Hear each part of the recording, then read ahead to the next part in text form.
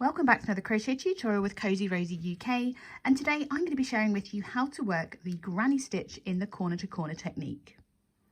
If you're a huge fan of corner to corner, much like myself, you're going to love the fact that you can work other stitches using this same technique. We all love how quickly corner to corner can work up, and when it's worked in a variegated yarn like this one, it really does showcase the colours that are held within these balls of yarn. Now, before we get started, don't forget to hit that subscribe button and of course the notification bell so you never miss out another one of my crochet patterns or tutorials again. I was so excited to work up a few projects using this corner to corner stitch, and you can find a link in the description box to a couple of patterns, including this, which is the corner to corner granny scarf. The pattern's actually called Nobody Puts Granny in the Corner, and to go with it there is also a baby blanket version, which is of course Nobody Puts Baby in the Corner. So both of those patterns use the granny stitch and variegated yarn to create some really interesting colours, and it just works absolutely beautifully. Here you can see the Nobody Puts Baby in the Corner blanket.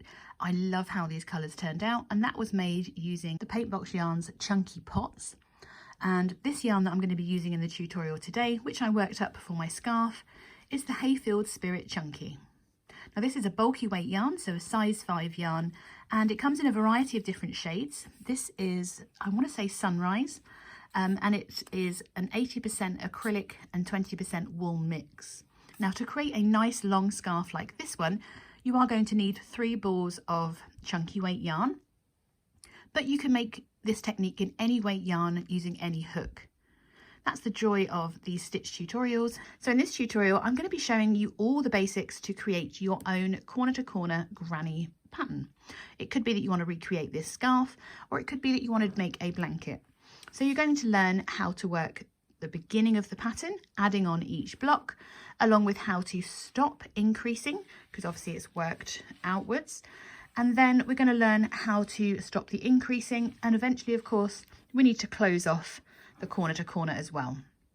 So we're going to get started. Grab your materials. If you're using a bulky weight yarn, I would recommend using a 6mm crochet hook. I'm going to be using my Furls pink glittery streamline here, just because it's one of my favourite size 6s, and it works well that it's smooth enough for a wool blend yarn.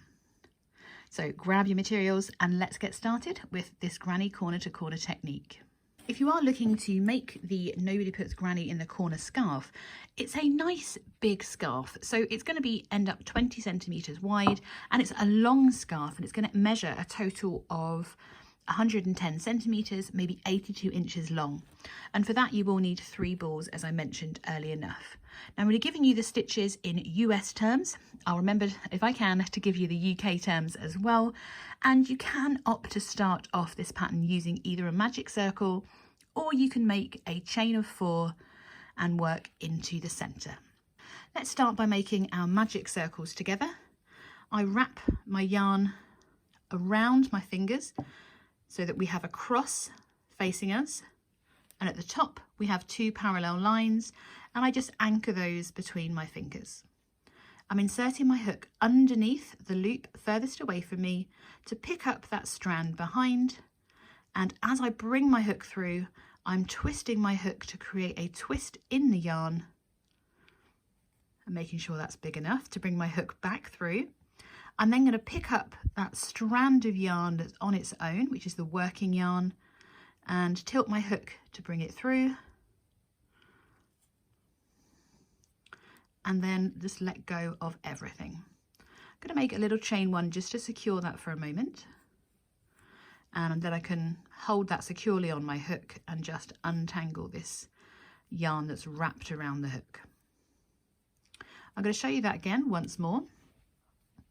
So I start with the tail in the palm of my hand and just secure it between my fingers, creating a loop of yarn around my hand with the working yarn going at the back, creating a cross on my palm side and a parallel line, kind of parallel, on the other.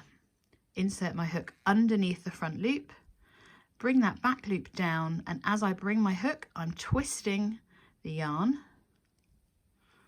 bringing it out so that it's the right size for my stitch, and then picking up the back loop or the back strand of yarn to bring it through the loop And then I can let go, grab the working yarn and just make a chain of 1 just to secure it for the moment.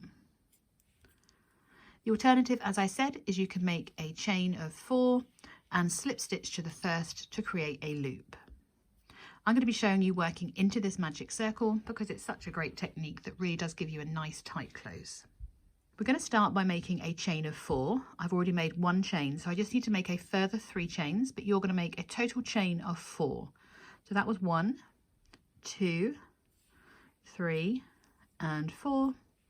And then we're going to work into our magic circle. I am going to work around my tail as well at the same time to help pull in and cinch in that project. So this chain 4 counts as our first US double crochet and our first chain 1, or our first UK treble crochet and a chain 1. We're going to yarn over the hook and insert the hook into the middle of the magic circle or magic ring. We yarn over, bring that back through, yarn over, pull through the first 2 loops, yarn over and pull through the next 2 loops to create a US double or a UK treble. We're going to make 3 double crochets all together to make that granny stitch. So we yarn over, reinsert our hook again, yarn over, bring our loop up, pull through 2 and pull through 2. So that's for number 2. We need to make a 3rd one, so we yarn over and insert, bring our loop back up, yarn over, pull through 2, yarn over, pull through 2. We're then going to make a chain of 1 in between each of these granny stitches. So after we've done our chain 1, we yarn over and insert, yarn over, bring our loop up, pull through 2 and pull through 2. So that counts as our first granny stitch block, and we have either side 1 double crochet with a chain 1 in between. If you've worked around your magic circle or your magic ring, you can now close that by pulling on your tail, and that creates a nice start to your project. That is row 1. It's as simple as that. Going into row 2, we're going to start with a chain of 4. So yarn over and pull through 4 times. 1, 2, 3, and 4. Remembering this counts as a chain 1 and our double crochet. We're going to start by working into that chain space right underneath our starting chain, so right in there, and we're going to work our granny stitch of 3 UK treble crochets or 3 US double crochets. So we yarn over and insert and work 1 double crochet, yarn over to work our 2nd, inserting back into that same chain space again, and a 3rd one into that same chain space. We're then going to make a chain of 1 to step over that granny block before working another granny block into the next chain 1 space. So we yarn over and insert and work 3 double crochets all into that same chain space. We're going to make our chain of 1 and work a further double crochet into that same chain 1 space from the previous row. So for end of row 2, we now have 2 blocks. Either side we have 1 double crochet and a chain 1 where we're going to work into our next row. Going into row 3, we start with our chain of 4. 1, 2, 3, and 4. We turn our work and we are ready to work into that chain 1 space directly underneath our chain. So we yarn over and work 3 double crochets. So work our granny stitch into that chain 1 space. We chain 1 to step over the next granny block, and then we're into our next chain 1 space, and we're going to work another granny stitch there. So we're working a further 3 double crochets all into that next chain 1 space, and that's number 3. We have to step over this granny stitch, so we chain 1 and we're ready to work another granny block into that next chain 1 space. So we yarn over and work 3 double crochets again.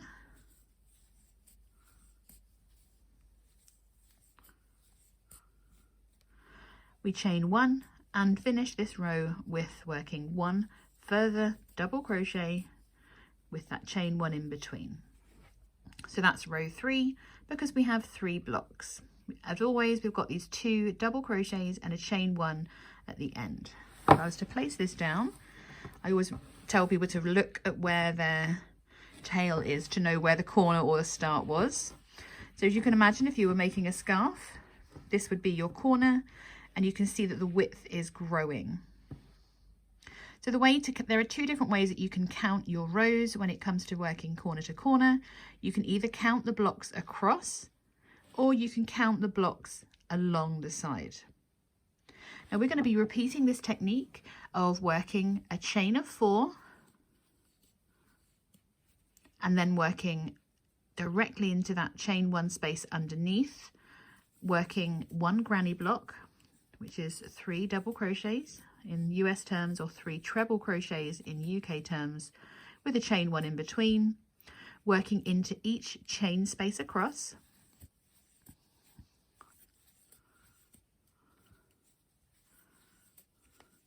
remembering to work that chain 1 at the end of each block to step over the next, all the way back to the end of the row.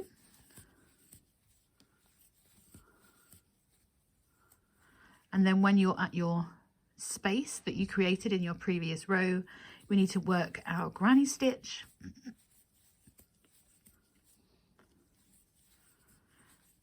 Making sure that we work that chain 1, finishing with 1 last double crochet into that same final chain 1 space. Each time that we're working this row in this format, we are going to be making our project wider. So far we've been increasing our blocks on every single row. If you're looking to create a square and not continue to create a rectangle, you can skip ahead to the section that's marked as the Granny Corner to Corner Decrease. But if you're creating the scarf, for instance, you can continue to repeat the row that we've just done until you have the width of the project that you want. So for that, you need to place it flat on a surface with your tail at one side. It doesn't matter which side it's on, because at the moment the sides measure the same. And just check the length of, so from the corner measure out. If you're making a scarf, you could do 8, maybe 10 inches wide. Once you've reached that number of blocks, you need to stop increasing on every row. So for that, look for the timestamp, but it's going to be the next section. The next section, I'm going to show you how to stop increasing and how to create a rectangle. Once your project is wide enough, or as wide as you want it to be, in this instance, I'm making a child's scarf, so it's just 6 inches wide. And I have, I think, 1, 2, 3, 4, 5, 6, 7 blocks. We're going to work the decrease rows. We begin in the same way by working our chain of 4 and completing our row exactly the same all the way up to our final block. So work the number of blocks that you need, and I'm going to meet you at our last chain 1 space. And that's where we're going to start decreasing the side, just one side of our project. So once you've completed your next row, you've got 1 chain 1 space to work into. You're going to love this. We've done our final chain 1, and all we need to do in that final chain 1 space is work 1 double crochet, or 1 treble crochet if you're using those UK terms. And that's it. That finishes that row. So our number of blocks remains the same as the previous row. So for instance, I had 7 blocks in my previous row before I've started to rectangle off. I want to say square off, but you could say square off. So now I still have 7, 1, 2, 3, 4, 5, 6, and 7, because we don't have another block in our final chain 1 space. To maintain this number of blocks, what we do is we make a chain of 4. And instead of working into that chain 1 space underneath, we simply skip to the next chain 1 space. So we're yarning over, but we're not working into that same chain 1 space underneath. We're skipping over to the next one. So we skip this one and work into that one. So we yarn over and insert and continue to work our granny blocks as normal. working those 3 double crochets all into the same chain 1 space and chain 1 in between. So what that's going to do, you can see pretty instantly with this size yarn, it creates a flat edge on both sides of our projects. So it allows us to create a rectangle. I'm going to do that again for you, so bear with me and I'll skip ahead. So what we did to create that flat surface, we do only on that side. So if you're looking to continue your rectangle, you're going to repeat what we just did. So the first row, we worked completely as normal all the way up to that last space. So we make our chain of 4, 1, 2, 3 and 4, and we work into that chain space underneath our chain. And we complete this row all the way up to that last chain 1 space, which is now, for me, is squared off. So I'll meet you there in a moment so we can repeat the change in our rows. So once we've reached that straight edge, we repeat what we did at the end of the first of our rows.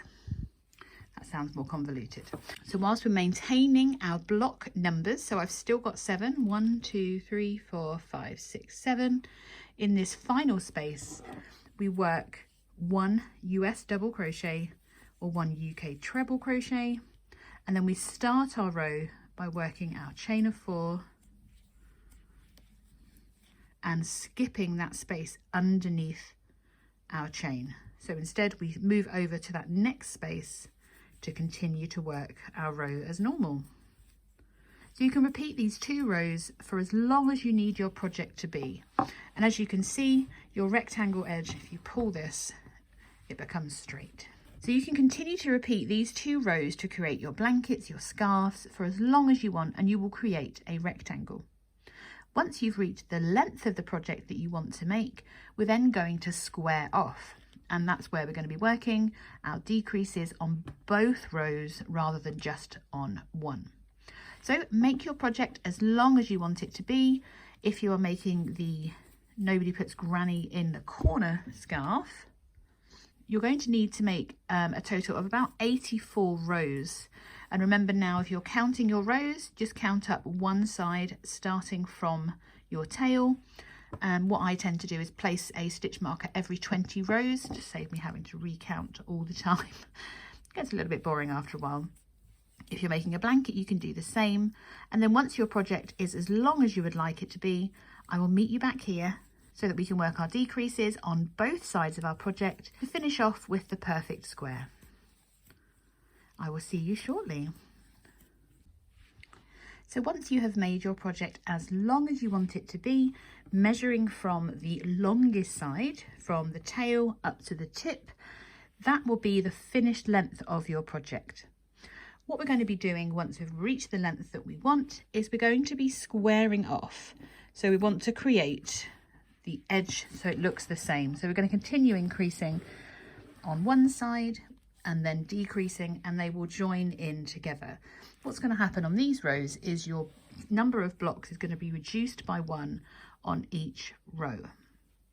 So much like we have been doing on the other side here by just working 1 double crochet, we're going to do that on this side as well now. So you need to start this section of finishing off your pattern on your tallest or your longest edge of your project. It's really important that you start here. We're going to start with our chain of 4. 1, 2, 3 and 4.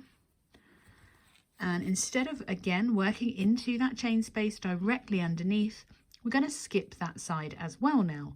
So we don't work into that chain space underneath, we're skipping over to the next one. We've got our chain of 4, we yarn over and insert to work our granny stitch. We're continuing to work our chain 1 in between, and we're working into all the chain 1 spaces until we reach that last chain 1 space, which currently just has 1 double crochet in it. I will meet you once you've reached your last chain 1 space so we can work the next decrease. So once you've reached your other flat edge, we're going to continue to repeat what we have been doing by just working 1 double crochet into that chain 1 space before working our chain 4 for our next row. Now, as I mentioned, what's going to be happening in these rows is we're going to be reducing the number of blocks by 1 in each row. So 1, 2, 3, 4, 5, 6, and in my previous row I had 7. So you should see your number of blocks reduced by 1 after each row, and it's hard to see it here, but that's the start of the top of our rectangle. So let's work that next row together. We start by making our chain of 4 before we skip the chain 1 space underneath, and we skip over to that next chain 1 space. So once again with this row, our block count is going to be reduced by 1. So I'm going to be going down from 6 down to 5. However many blocks you have, you're going to be reducing that count by 1 once again. And we just continue to work this row as normal in all the other chain 1 spaces. It's just that beginning and end chain 1 space that we're working differently now. So once we reach that last chain 1 space, we are just simply working a US double crochet into that final space, and that will extend our flat edge. We work a chain of 4 to begin the next one, and once again our number of blocks has gone down. Now we're going to repeat this. Remember to skip that chain 1 underneath your chain, and we're going to repeat this all the way down until you have just 1 block remaining.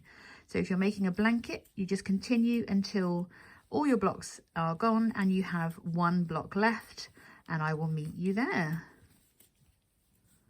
Remember, if you do need to, there is a photo tutorial over on the website as well. Everything is linked for you in the description box, along with the yarn that I've used, because I'm sure you're loving these colours. But yeah, so I will meet you in a moment when we just have 1 block remaining. Those rows went so quickly, I've inadvertently finished my project without showing you. Just for that last block, it's literally you work your chain 4, work your final granny block, chain 1, and of course work your final double crochet into that last chain 1 space, and then you are ready to fasten off. I just make a little chain 1 and then I cut ready to bring that through. So the only difference is that your finish is actually a little bit further out, so it is really worth giving your project a stretch about and a block, so that your edges are nice and straight. You can hear your stitches moving around when you give it a tug. But yes, it is that simple. Now I am going to add a fringing onto this, because that will help keep the edges nice and straight. You can of course edge your project if you want, to make sure that your stitches stay where they are supposed to be. And this is how you complete a corner to corner granny rectangle. If you would like to check out the Nobody Puts a Baby in the Corner pattern, you can find that linked below, along with the Nobody Puts Granny in the Corner scarf. Thank you so much for joining me today to learn how to crochet the corner to corner granny stitch. It's one of my absolute favourites, and when worked up in a variegated yarn, you can see why. Don't forget to give this a thumbs up and hit that subscribe button so you never miss out another one of my crochet patterns or tutorials again, and I will see you in the next one.